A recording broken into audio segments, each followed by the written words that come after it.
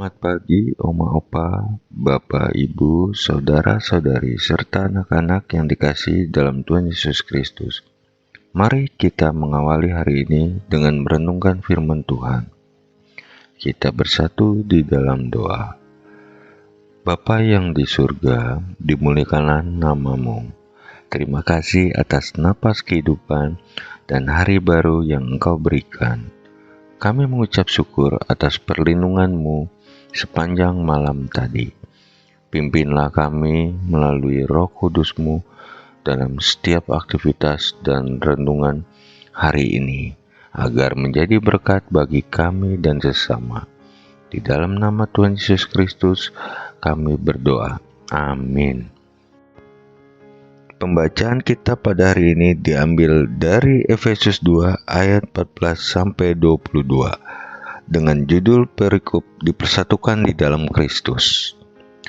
Karena dialah damai sejahtera kita yang telah mempersatukan kedua pihak dan merobohkan tembok pemisah, yaitu perseteruan.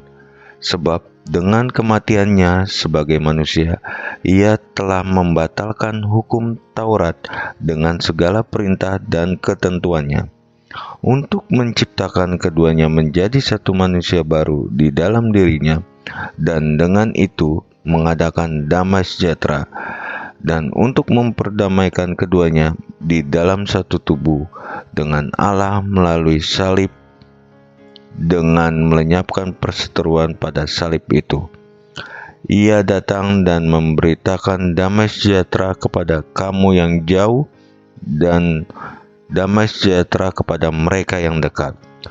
Karena melalui Dia kita kedua pihak dalam satu roh beroleh jalan masuk kepada Bapa.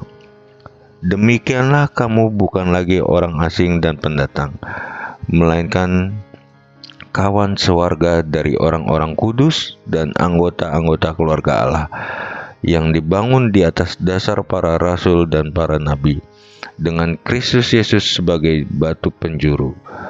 Di dalam Dia tumbuh seluruh bangunan rapi tersusun menjadi bait Allah yang kudus di dalam Tuhan. Di dalam Dia kamu juga turut dibangun menjadi tempat kediaman Allah di dalam Roh. Demikian firman Tuhan. Berbahagialah kita yang mendengarkan dan memelihara di dalam kehidupan sehari-hari. Umat Tuhan, tema renungan pagi ini, dunia tanpa perang. Belakangan ini dunia sedang dilanda perang. Memang belum sampai pecah menjadi perang dunia ketiga. Semoga itu tidak sampai terjadi. Namun sejarah membuktikan bahwa perang seakan menjadi hal yang jamak terjadi di dunia. Ada yang suka karena mendapat untung di dalamnya. Namun jauh lebih banyak yang sedih dan berduka akibat perang, sehingga berharap perang tidak terjadi. Presiden Woodrow Wilson, presiden ke-28 di Amerika Serikat, yang memerintah pada 1913 sampai 1921, adalah seorang idealis yang pengharapannya terhadap perdamaian dunia sangat terpatri dalam hatinya.